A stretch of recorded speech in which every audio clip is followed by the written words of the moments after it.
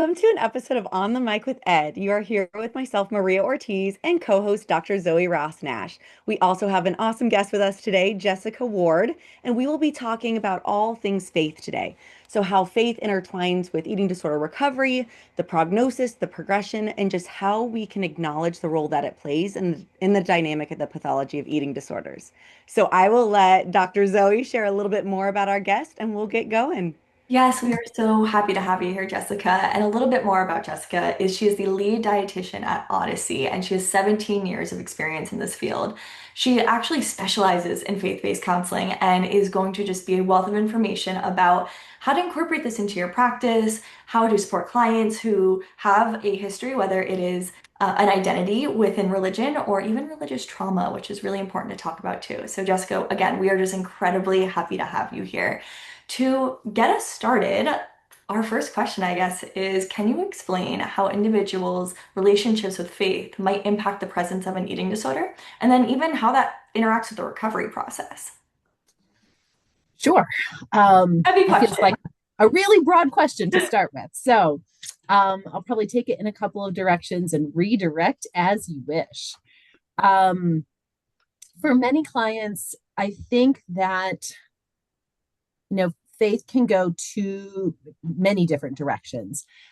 Sometimes it is a really great anchor and protective factor that if someone is solid in their faith and finding their identity in Christ, then that can lead to some protective factor and um, maybe provide some opportunity or buffer from our secular world view of humans and negative body image and all of those types of things. On the flip side, unfortunately, faith and the church or religion is not always a safe place for everyone. And so, just like in the world at large, there are hurtful things that happen, and that can lead to trauma that can then be part of an eating disorder. And sometimes, just because our diet culture is so insidious and infiltrates everything, it's also infiltrated faith. And so there are aspects of practices like fasting that I think we'll probably talk more about today that are part of a deeply spiritual faith-based practice, but an eating disorder or diet culture can latch onto those and use them for their own purposes and get it all twisted around. So in eating disorder recovery, we really have to get to know the individual person in front of us that we're working with as provider to client, understand their relationship with faith and the role that that plays in their life, help them connect with their values, and then look at ways that that may be helpful in moving them forward in their recovery. Yeah, nice broad question with an awesome answer though to follow. So I appreciate you taking that the way that you did. I think what you're also identifying is there's just so many different presentations here, right? There's so many Yes. different ways that we could go with this. And kind of like eating disorders, everybody with an eating disorder, everybody with the same diagnosis is not going to have the same experience. Right. Everybody within the same line of faith is not going to have the same experience. They're not going to have the Right. same beliefs, and their faith is not going to interact with their eating disorder like somebody else's might. And Correct. so I love that you kind of brought up um, we have to know the client in front of us. We can't go, oh, Christian client, Right. anorexia. I know how to work with this. We Right. have to acknowledge that there's a unique individual in front of us, kind of regardless of that presentation there. Mm-hmm. So I would like to know, since there are so many differing beliefs, even within the same religion, how do Mm-hmm. you ensure that you're providing support that aligns with their true, authentic beliefs? Yeah, great question. It's that place that I really identify as being a faith-based provider rather than a religious provider. Because what's most important to me as a clinician is the values alignment and coming back to what does that faith mean? What is this client's relationship like with God? Um, and drawing them into that relationship, helping them get closer to God. And then, religion is the structure around that. And you're absolutely right. That can be interpreted in so many different ways. And as humans, we are always evolving. And so our relationship and the way we practice our faith is not going to be the same now as it was at any point in the past or any point in the future. And, as we have things happen in our lives, both positively and quote unquote negatively, that affects our faith and our relationship with God. And there may be some seasons that are more of a praise season and we're just on fire and excited and singing our way through lives. And then there are others that are kind of the dark night of the soul where maybe we don't even feel very close to God at all and can feel really alone or abandoned. And having someone who can sit in those spaces and normalize them and reassure us that, yes, these are the ebbs and flows of our human experience. You didn't do anything wrong. It's okay. Can be so helpful. Yeah, how normalizing. And I apologize for I had some technical difficulty with my microphone and I am unsure if it's working. So that is a later Zoe problem. Um, but yeah, I was just thinking about how a lot of clients internalize these ideas of moral virtue, of good and Mhm. bad behaviors, and discipline and suffering is strength.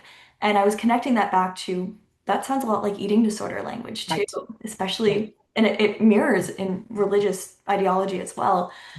So I was just thinking how within eating disorder culture, it can really hijack this incredibly beautiful thing. So what would you say is the like the power of faith can give to clients when they're going towards their recovery journey? Yeah. I think it's really the power of the New Testament and the fact that Christ died on the cross for our sins. And so, as we ask for forgiveness wholeheartedly, truthfully, honestly, then we are forgiven for those things. And it's not about perfection. That's the whole concept of grace. We're humans, we're fallen. We're not going to be perfect. We're not going to do things perfect. And quote unquote, getting to heaven is not about works, it's about our relationship with Christ. And so I've ended up having lots of conversations with clients about that.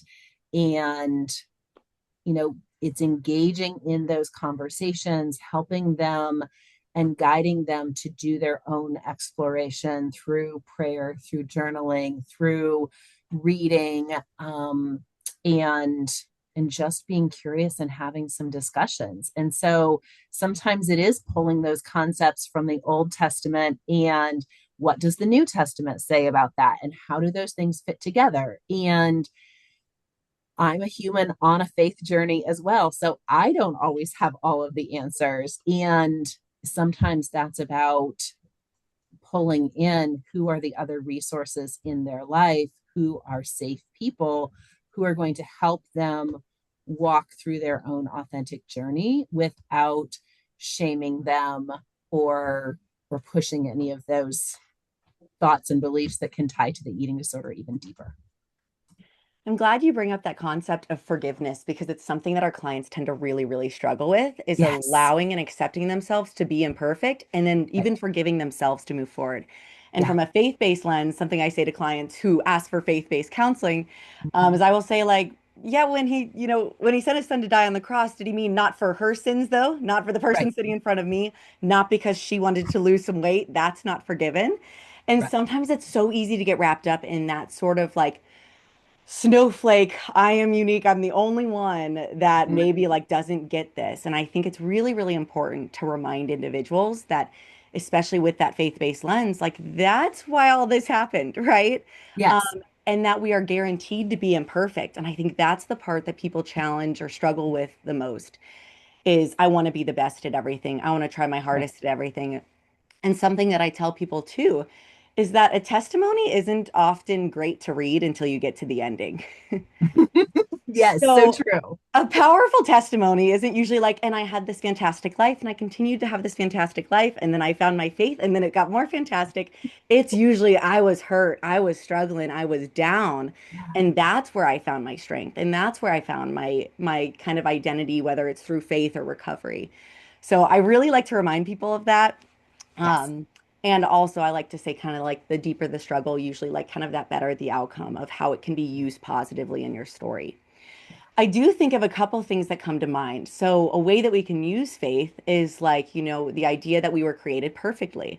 And so, if God gave us this unique and perfect body, and we're like, I don't like it, I'd like to shrink it, when He Right. said, be a light, spread the word, it can be helpful for some clients to remember that. But I also can see some people feeling like they're letting their faith down or letting God down.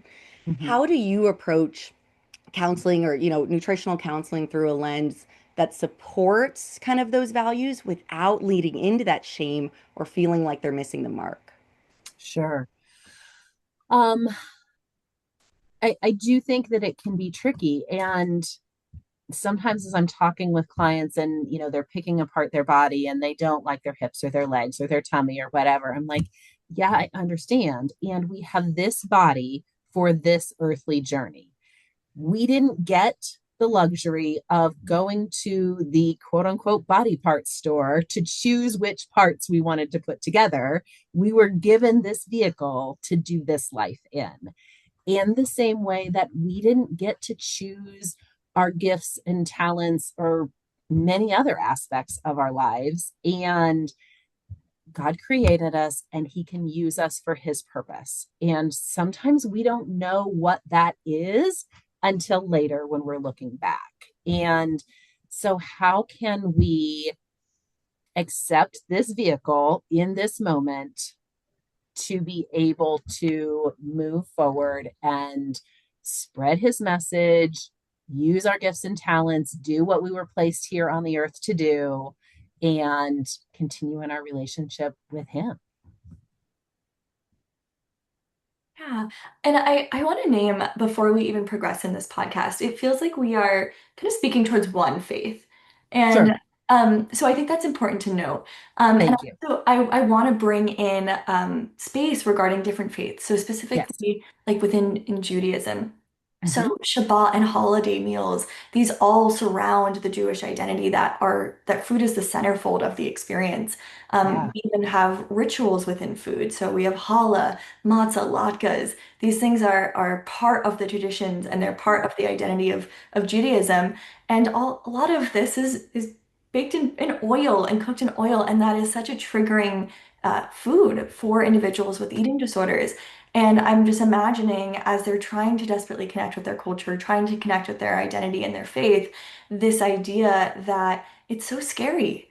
And I am sending a lot of love and compassion for anyone who is navigating these two worlds of wanting not to align with their eating disorder anymore, wanting to align with their faith, and feeling uh, like sometimes you just need a break and trying to figure it out. Mm-hmm. And I'm glad that you bring that up because sometimes what I've noticed is that even faith-based perspectives as a whole can translate into individuals who don't have a strong faith or don't ascribe to faith in the sense of they still feel like they're letting someone down. So maybe in the Christian or Catholic faith, they feel like they're letting down God.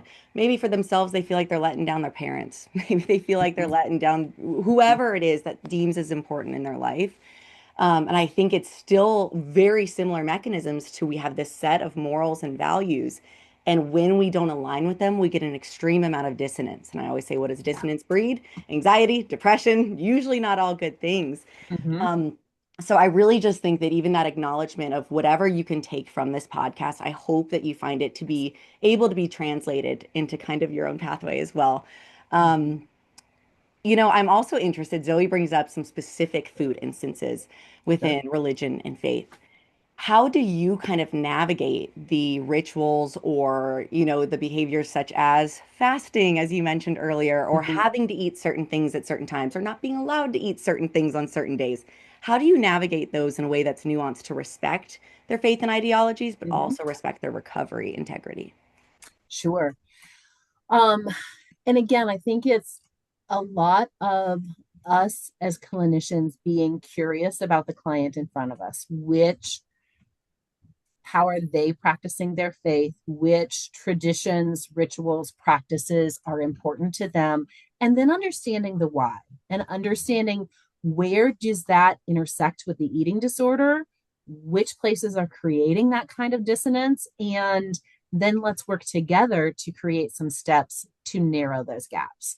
Um, and, so that may be in a Christian perspective, bread is really hard because all carbs are hard these days. And in communion, Christ's body is the bread. And I've had clients that aren't practicing communion because they're not going to have that little piece of bread and that bit of juice or wine.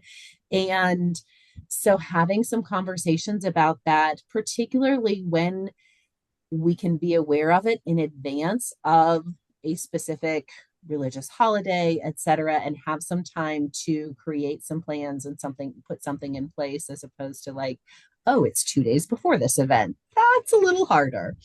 The other piece that often comes up is that,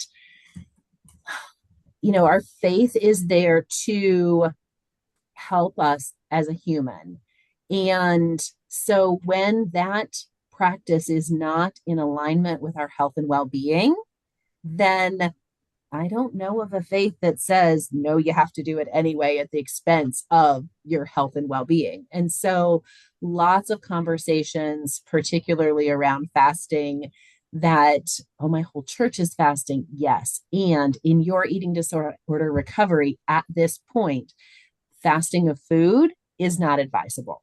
So, are there other ways that we can practice the spirit of that as opposed to the specific mechanism of that? So, we're still practicing that tradition in a way that honors the purpose behind it without doing further damage. So, I remember last summer, I had a client that was watching her church every Sunday, and there were lots of conversations about fasting, and they were encouraging the whole church to fast.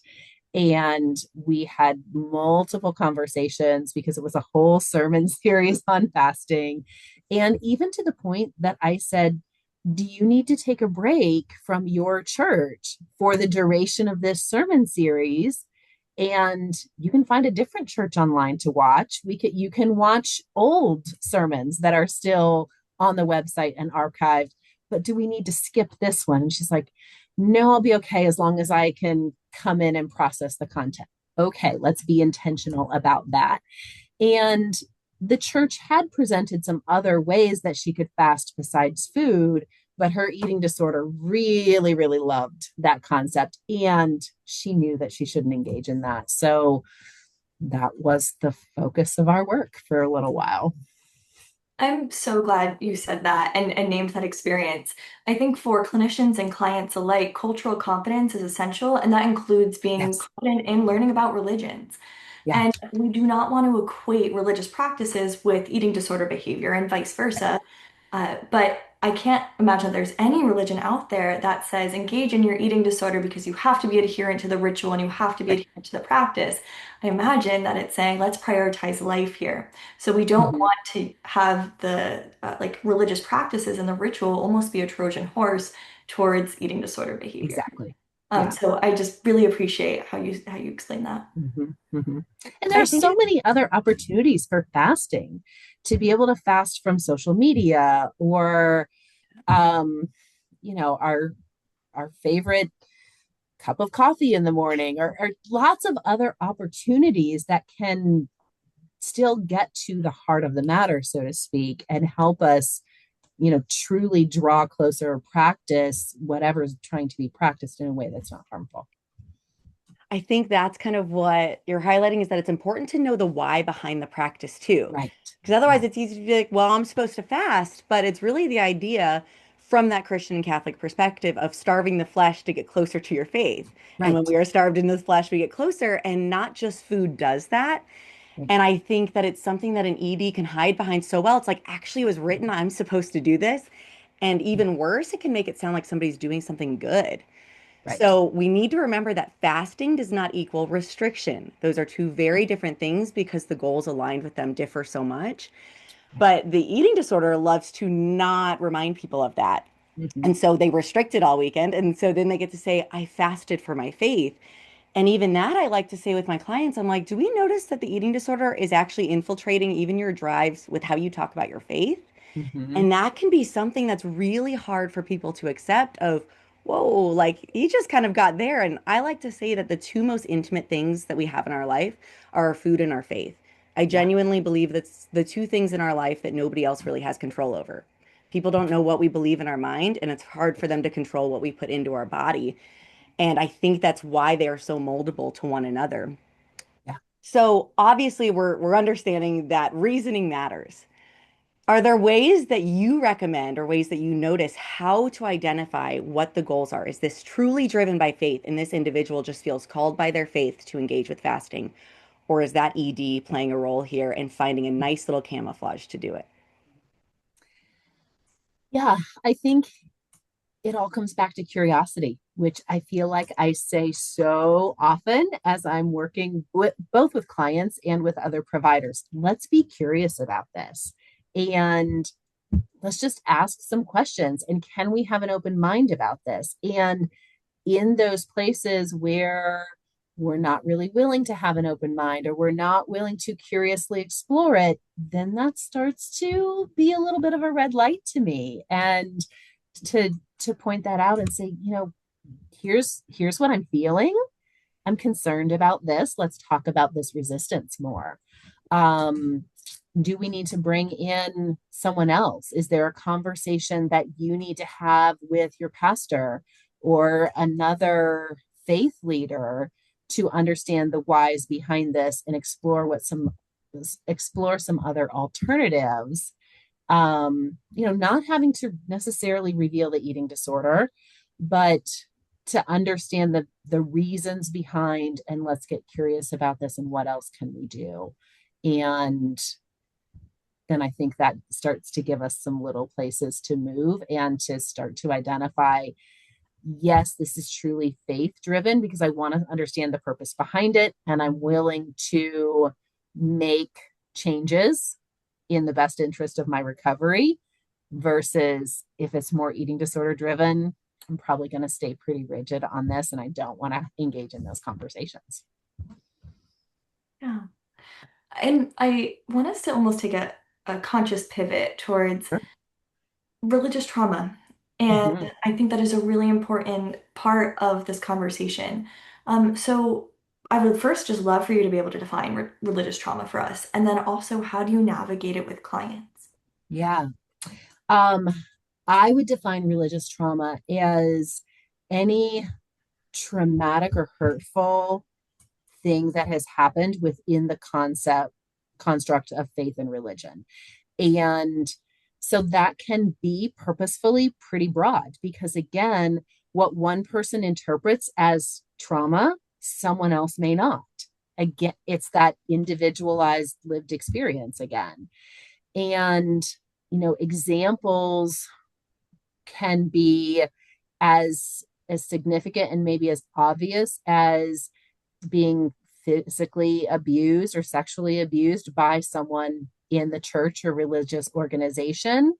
Um, but at the same time, it can be more emotional and much more subtle in the way information is presented in ways that is shaming or manipulating and some of those kinds of things. And so, again, it's a wide variety, but that's where it's important to understand the experiences of the person in front of us as we're counseling and knowing what their background is, how they've interpreted things, how they feel about things, um, which which places align with them in their faith and they can feel comfortable about, and which ones they kind of retreat and we recognize, okay, there's something there and I need to be respectful of that. I like how you identified that there's really, really obvious ways that religion can show up in kind of a negative way in somebody's Yeah. life, but also like less obvious. So Mhm. there's times that people will come into an office and maybe what's driving their eating disorder, the nitty gritty, is they engaged with a certain sin and somebody told Right. them in their religious organization Mhm. that if you do that, you'll basically never get your life back. You're a failure. You've messed up. And now people feel like they don't deserve food. I don't deserve a life. I don't deserve X, Y, or Z. And so I think it's really important that we truly dissect what messaging have you heard? Okay. And Mhm. then what messaging have you found to be harmful for you? Yeah. As simple pressures as seemingly simple, multiple occasions I've had young women come in my office feeling like they're a failure and starving themselves because they're not married by the age of 21. Mhm. And well, Mhm. it's written that I should be a wife and a mom, and I'm not those things, so I'm not fulfilling my duty. And that stuff is so powerful because it's ingrained in the core, ingrained in the values and the morals. And Mhm. of course, the body kind of wants to starve that away or binge it away or purge it away. That feeling of my one goal in this life, I didn't get to achieve and it's my fault. And Mhm. that's where one, we need to kind of neutralize the situation of eating disorders will latch onto anything and find a good reason as to why you deserve nothing pleasurable and deserve harm. Mhm. Mhm. Um, but I think too, that's where the appropriate faith-based response is going to be, I'm sorry, and who wrote your story? Mhm. For whatever religion you believe in, it's not like he's like, oh shoot, I forgot to watch so and so. Now she's 5 chapters behind. For whatever that religion is, it's so interesting to me how people would want to give their life up to their higher power, but then pretend that they have all the control. So therefore, anything that good that happens, they tend to attribute to their higher power. Mhm. And anything that negative happens, they attribute to themselves. Mhm. And so it's just something that I really like to name. And that's where it's so important that we know specifically, even if somebody says, I have religious trauma, I need to know specifically what they're referring to because you're right, it's a very broad sort of bubble. Right.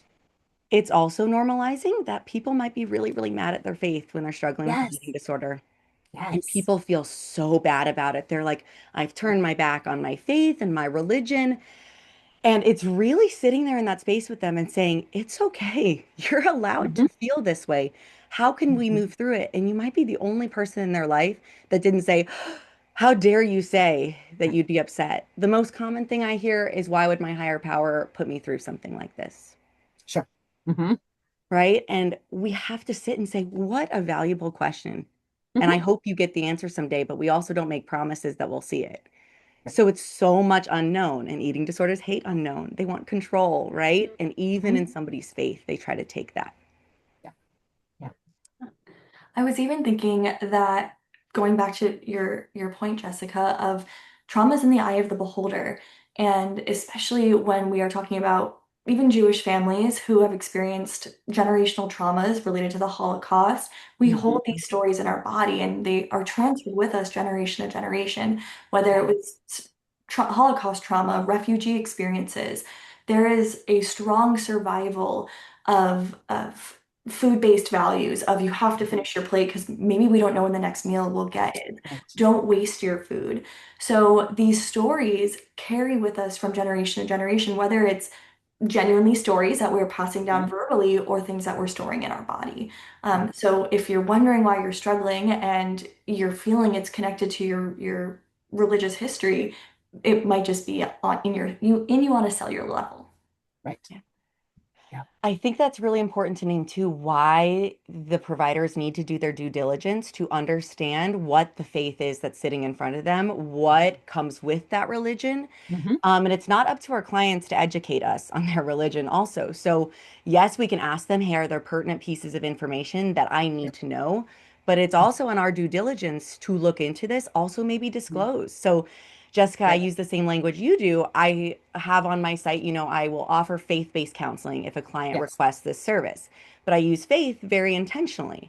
Yes. But if I have somebody come in my office with a religion that I don't have a strong experience with, I will disclose, hey, I do want to let you know I'm happy to support you in this way and happy to include your faith. I need to let you know, though, that this isn't typically a part of my repertoire, so I am going to be doing my due diligence for you.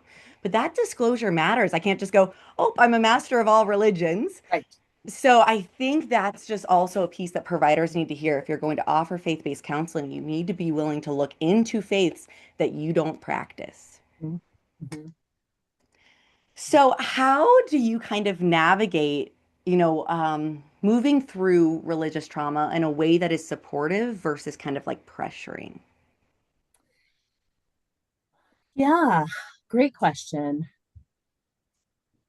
It's it's that space of I go back to curiosity and um that exploration with the client. Which areas of their faith do they feel comfortable with still? What do they feel uncomfortable with? Are they angry with their higher power? Do they need to have some time to have those emotions in a safe space and be validated? And then how can they move past that? And is there a way that they want to go about reclaiming their faith post trauma? And what does that look like for them? And maybe that means switching faith communities. Maybe that means switching quote unquote religions or denominations or religious sects or something like that. So, if they were coming from a Christian perspective, maybe they're still Christian, but maybe it's not that denomination of their family of origin that they were in as a child. Maybe they need to explore some others, and what are the nuances that align better with them in their recovery as they're moving forward.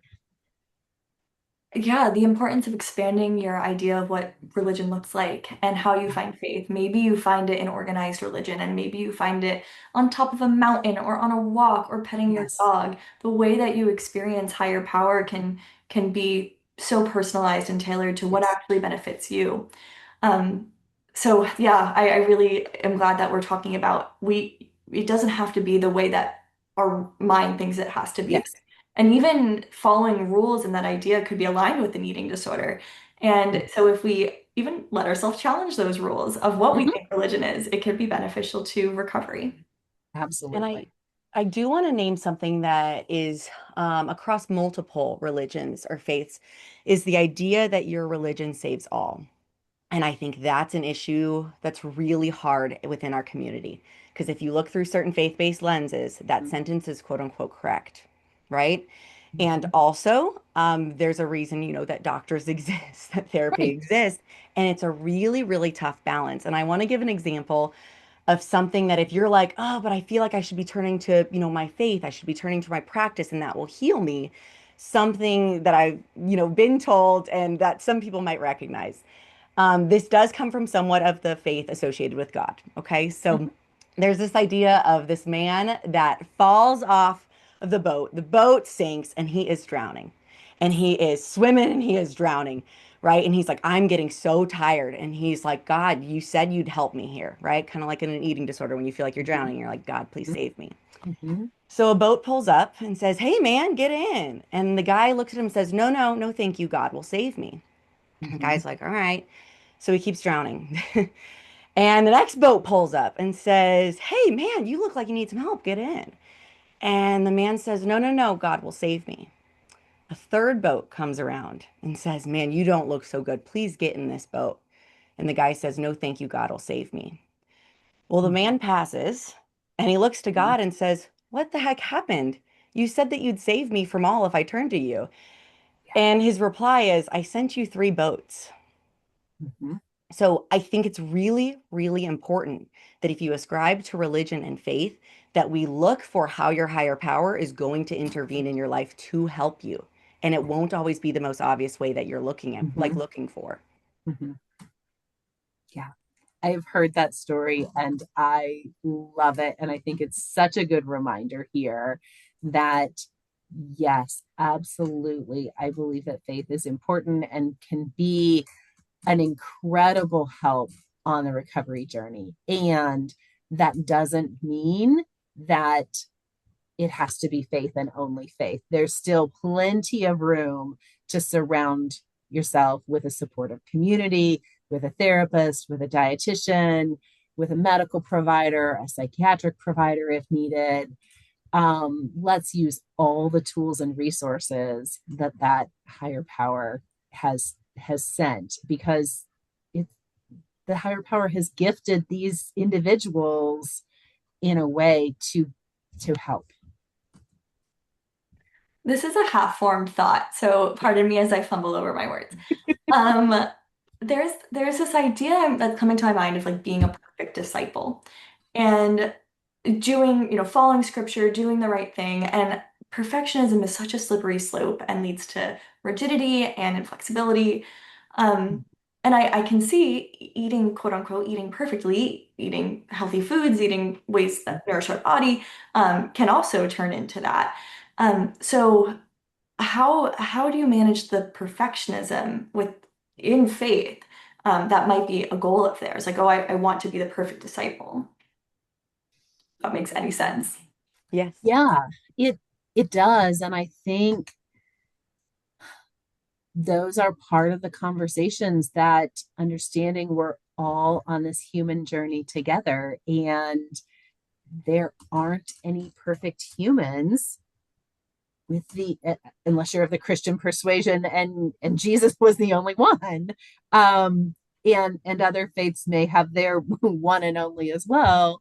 um and so we're all trying to do the best we can, and it's a process again of asking for forgiveness and giving ourselves grace, because we've already received that, and or it's already been given. It's up to us to receive it Yeah. and to take it in and be able to then to move forward as we best can. But it's not ever going to look perfect, because that's part of our human experience.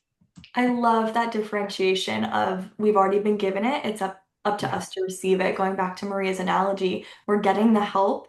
We have to be open to accepting it. And a lot of individuals with eating disorders may feel like they're not worthy for help and Mhm. support.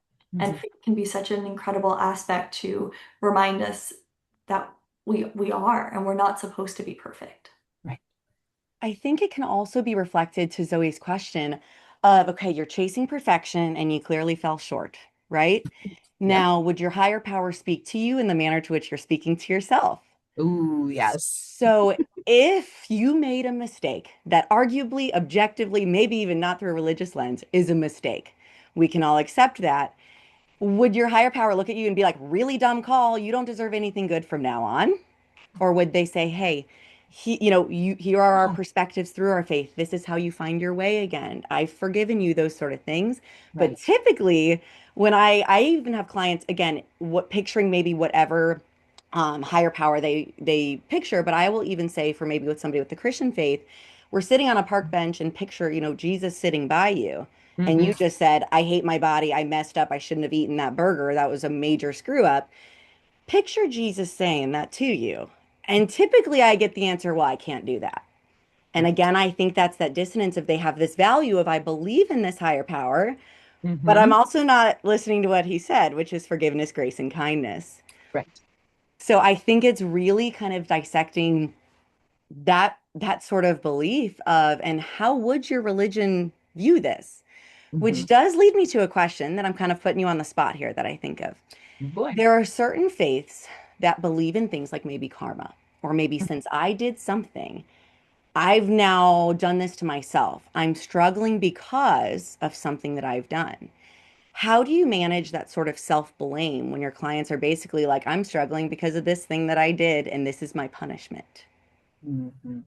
That is such a hard thing in that client's experience, because as I've had clients that have held those beliefs, they're really sure of it. And so it's again approaching it to see, where can we be curious about it? How is this in alignment with your faith or not? And where are those places that, if the client thinks that their faith is reinforcing that and it is in alignment, let's go back to those sources. Let's check our facts, because are we misinterpreting it, seeing it through the lens of our own experience, our own perception, and we're missing it? And so having some of those deeper conversations, because there are so many of those places that we can misinterpret. And sometimes that's even looking at a faith-based text through different interpretations or translations. Again, I practice from a Christian perspective, and it has been super helpful in my own experience to have several different versions of a Bible and look at a particular verse or passage and see which words are used. And if we're really hung up on one particular word, is that word actually the same through all the translations?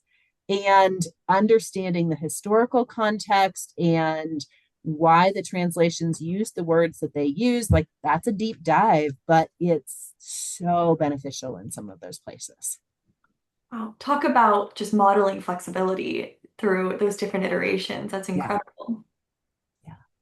I think, through those different iterations too, it shows that there's different beliefs and maybe different faiths have different quote unquote works that you might have to do, right? And something that I also see pop up is sometimes clients are quote unquote forced to engage with religion. I'm specifically talking about usually some younger ones, some adolescents, some teens. Mm-hmm. I don't want to go to church on Sunday, and my mom keeps making me go to church on Sunday, so I'm going to act out through my food and body to illustrate what I'd like. Mm-hmm. And I think that that is something that we cannot ignore if we're having this discussion about faith and eating disorders. Eating disorders love, love, love, love, love control. Um, Eating disorders love to get a need met. They're incredibly functional.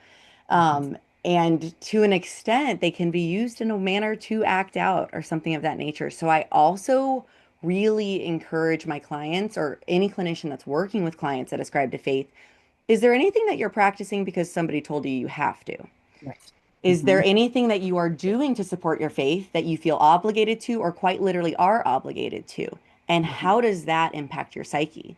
Mm-hmm. Because we can do a whole bunch of other work, but if we don't acknowledge that level of control that is being perceived over somebody, the odds of us relinquishing whatever behavior that individual is struggling with feels really, really low.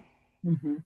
Mm-hmm. And I also imagine when you look up to someone like a priest, a pastor, a rabbi, when they're saying something, you really take it to heart. So it might be hard to disentangle, okay, what they're saying to me is not what I need to hear right now. Mm-hmm. And taking what works for you and leaving what doesn't, which is even the idea of this podcast. Oh, yeah, that's a really good point, Zoe, because it's kind of like if the rabbi or the priest or somebody saying you should engage with fasting, but then your ED professionals are saying don't do that. That feels Mm-hmm. like a really catastrophic decision to choose a human that overrides your faith-based Yeah. leader. Yeah. That's really, really tough. So I'm glad that you kind of bring that up because there's a power dynamic in therapy, right? There's Mm-hmm. also a power dynamic in a church. Even if there's a greater, higher power, that person speaking, standing on a stage above others, has a level of impact that we can't ignore. Right. Mm-hmm. So we've talked a lot about just many different things that go into this. This is again going to be a broad question, but I'm interested in your answer. What would you say to a client that is struggling with their faith in recovery? First place is just to validate that. Like, of course, you're struggling with your faith in recovery because you're struggling with an eating disorder in recovery. So it's all going to be a struggle, and it is very normal in the human experience to have struggles and doubts in our faith and times that we feel closer to our higher power and other seasons where we feel more distant or even abandoned. And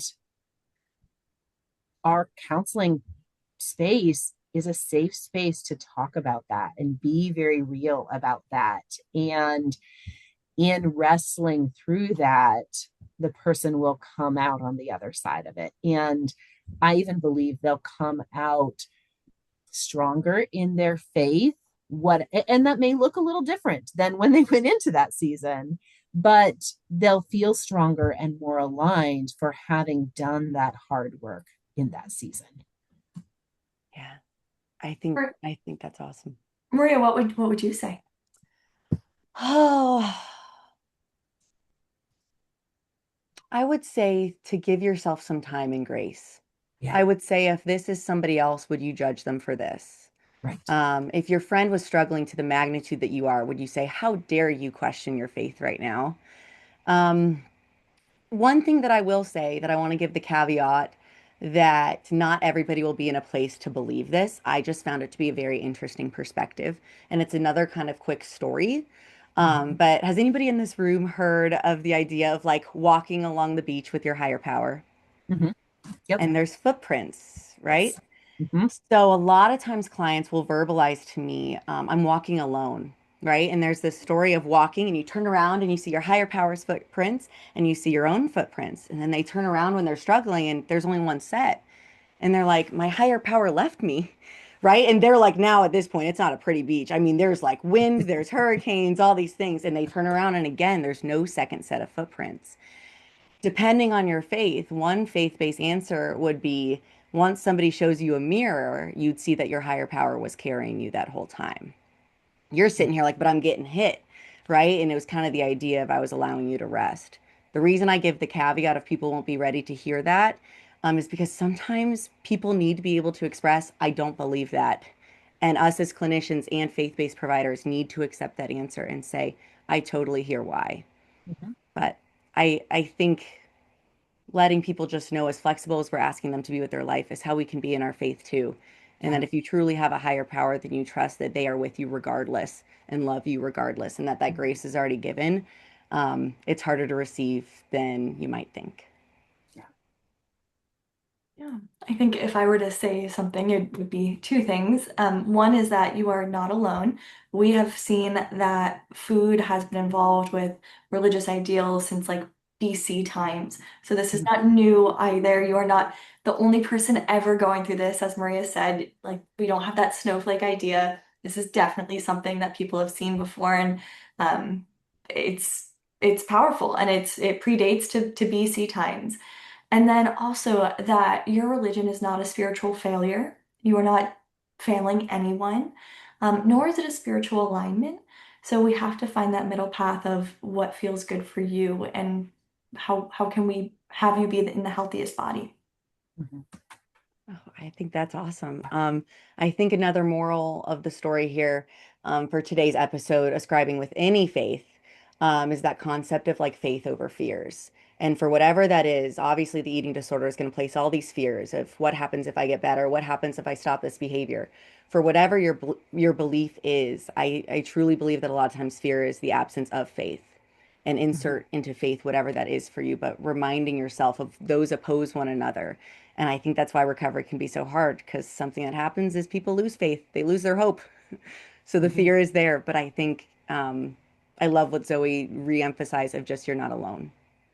Jessica, is there anything else that you'd like to add? One last thing I think is just looking for other examples in our faith that we can connect with. So, as we've been talking about this recovery process and sometimes not feeling very connected in our faith, there are so many stories of other people who have gone before us with like significant famous names in our whatever faith we're in who went through those struggles too. Maybe not exactly the same, but some sort of struggle where they questioned, they did things wrong, they fell out of favor, and their stories have been passed forward literally thousands of years so that we know them now. And we see them as significant people of faith. And so that can give us hope too. Well, very well said, and what a wonderful token to end on. This is actually a very special episode because it is on behalf of Odyssey, which is one of our advertisers. So again, we are just so glad that we are in collaboration with what an incredible organization. This is On the Mic with Ed. Wherever you are, whoever you are, take a seat with us. All right.